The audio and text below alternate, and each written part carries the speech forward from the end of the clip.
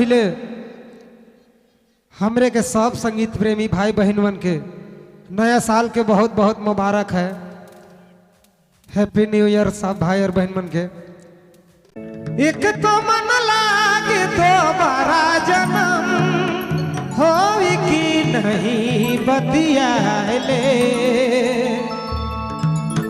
ये सोना दिल के बतिया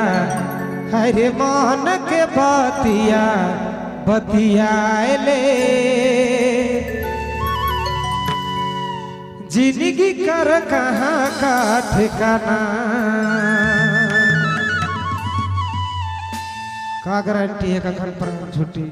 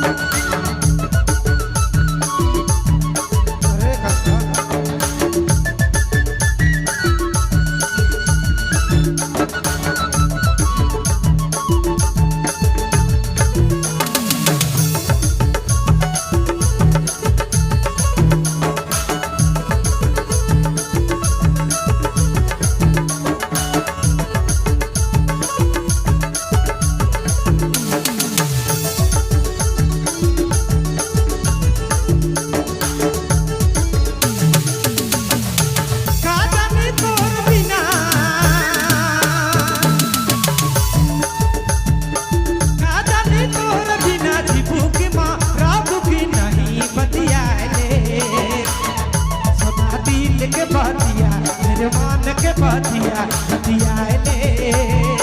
जिंदगी के कहानी रे दिल के बतिया मन के बतिया बतियाले जिंदगी के कहानी ठिकाना एक तो मन लागे रे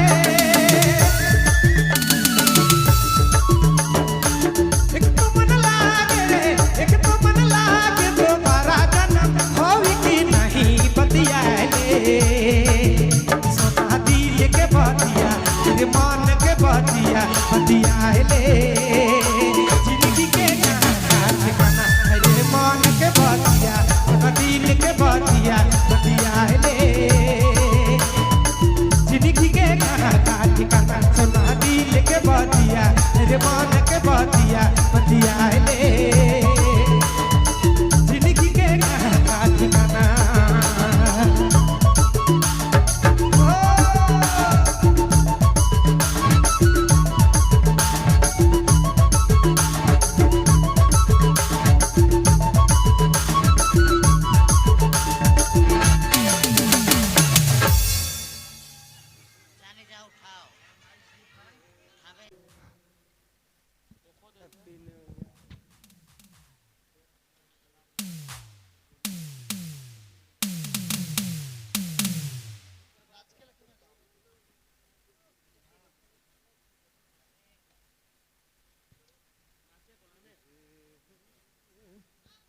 हो